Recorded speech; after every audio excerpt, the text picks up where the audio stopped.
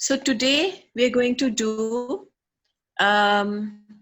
revision of the previous concepts कि हमने पहले क्या किया, अभी तक हम कर चुके हैं कि जो बेसिक हमारा साइकिल है ब्रीदिंग का, इसको ब्रीदिंग साइकिल कहते हैं.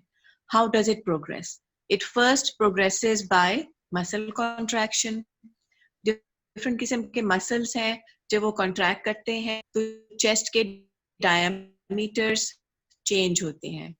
अब there are two kinds of pressures. एक तो है pressure at the static phase, जब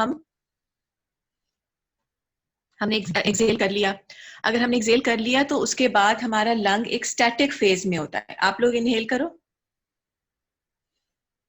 अब एक्सेल किया तो आपका लंग एक स्टैटिक फेज में है, लेकिन इस फेज में भी आप लोग देखोगे कि आपका चेस्ट इज स्टिल एक्सपैंडेड और आपके लंग्स जो है वो एक्सपेंडेड है, कोलैप्स नहीं कर जाते और उनमें थोड़ी सी हवा रहती है.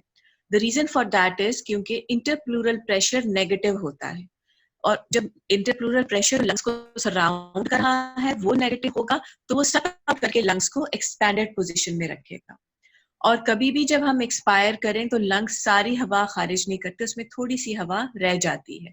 और उसकी वजह क्या है, हमने कंप्लायंस डायग्राम में देखा था कि एक दफा लंग पूरा कोलैप्स हो जाए तो बहुत मुश्किल से एक्सपैंड करना पड़ता है, लेकिन अगर उसमें थोड़ी बहुत हवा रह जाएगी, इवन 10% अगर रह जाए तो उसको एक्सपैंड करना मुश्किल है. हाँ, उसमें 20-30% अगर हवा रह जाती है तो उसको एक्सपैंड करना आसान हो जाता है, उसमें कम एफर्ट लगती है. और जब वो कोलैप्स होता है तो उसमें क्यों ज्यादा एफर्ट लगती है एक्सपैंड करने के लिए? सरफेस टेंशन की वजह से. सरफेस टेंशन में जब आपके मॉलिक्यूल्स करीब करीब होते हैं वो ज्यादा एक दूसरे के ऊपर पोलर बॉन्ड्स के जरिए फोर्स एक्सर्ट करते हैं और सरफेस टेंशन ज्यादा होती है.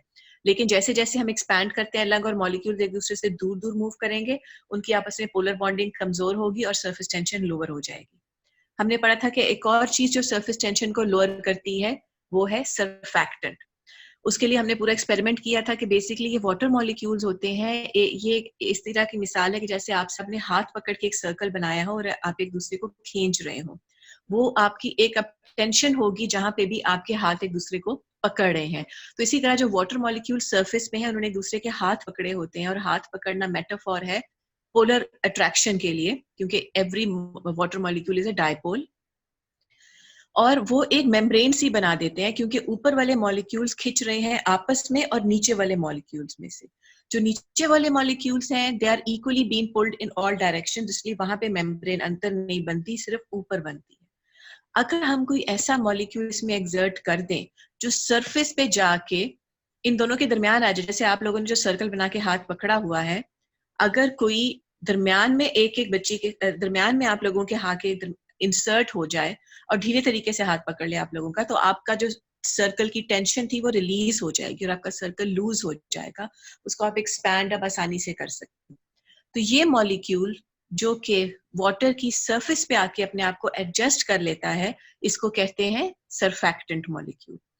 ये सरफैक्टेंट मॉलिक्यूल के लिए जरूरी है कि वो सरफेस पे रहे, अंदर डीप डिफ्यूज ना हो जाए. इसीलिए इसका एक पोर्शन होना चाहिए वो हवा में होना चाहिए, यानी उसको हाइड्रोफोबिक होना चाहिए, और एक पोर्शन होना चाहिए वो पानी में होना चाहिए, यानी उसको हाइड्रोफिलिक होना चाहिए. और इसीलिए ये फॉस्फोलिपिड्स होते हैं जिनके ये प्रॉपर्टीज होती हैं, और इसलिए ज्यादातर फॉस्फोलिपिड्स जिसमें सबसे इंपॉर्टेंट है phosphatidylcholine, they constitute the surfactant. Lungs में दो किस्म के एल्वियोलर सेल्स होते हैं. टाइप 1 जो कि नॉर्मल एपिथेलियल सेल्स होते हैं, पतले पतले जो एल्वियोलाई का स्ट्रक्चर बना रहे होते हैं, और टाइप 2 सेल्स जो कि सर्फैक्टेंट